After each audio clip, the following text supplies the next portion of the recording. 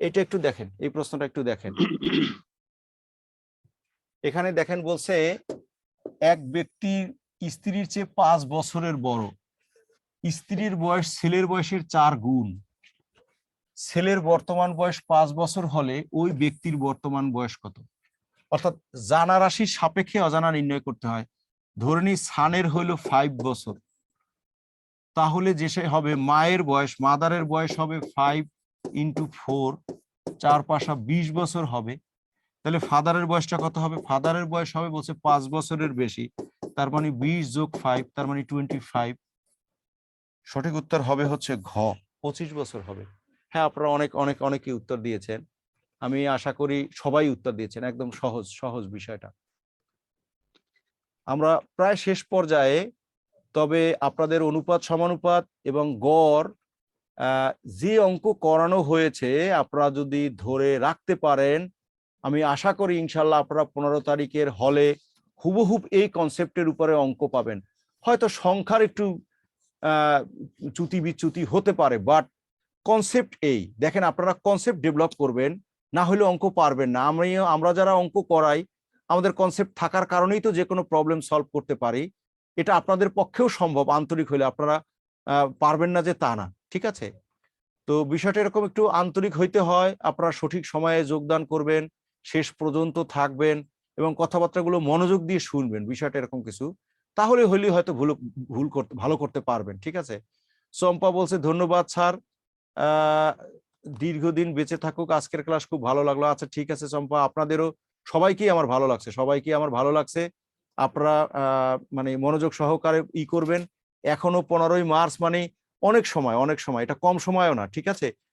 আপনারা যদি এখনো মানে পুরা লেগে থাকেন তাহলে ভালো করতে পারবেন আমি আশা করি, ঠিক আছে? এই দুজনকে একটু আনমিউট করে দাও তো মাসুম।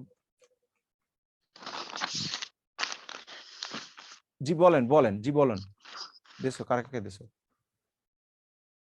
হ্যাঁ, আপনাদেরকে 3 জনকেই দেওয়া হয়েছে, 3 জনকেই দেওয়া হয়েছে, বলেন।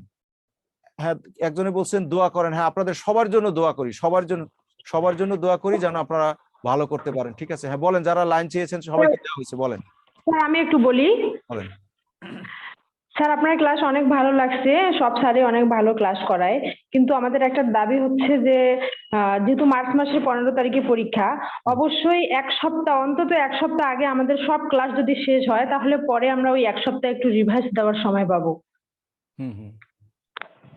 আচ্ছা দিবে, ঠিক আছে দিবে। একজনে আমার নাম জানতে চাইছেন, আমার নাম হচ্ছে প্রবাল। হ্যাঁ, আমার এই কোচিং জগতে নাম হচ্ছে প্রবাল। হ্যাঁ, অন্য আর কার কি? আর 2জনের হাত উত্তোলন, বলেন, অন্য 2জন বলেন। আয়াতকে দাও তো, আয়াতকে লাইন দেয়া আছে না? আয়াত, আপনার তো দেওয়া হয়েছে তো।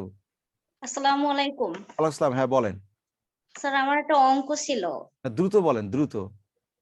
এই যে রুট তারপর 0.9 কিন্তু তার উপর আবার কিউব আছে, এটা আমি পারি নাই, আর সলভ ক্লাসটার সময় আমি করতে পারি নাই।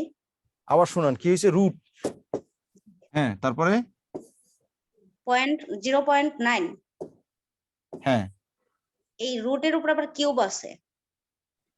এইখানে এইখানে এরকম হ্যাঁ না, কোনখানে? ওই জায়গায় স্যার, ঠিক আছে হ্যাঁ ঠিক আছে। এইখানে জি স্যার।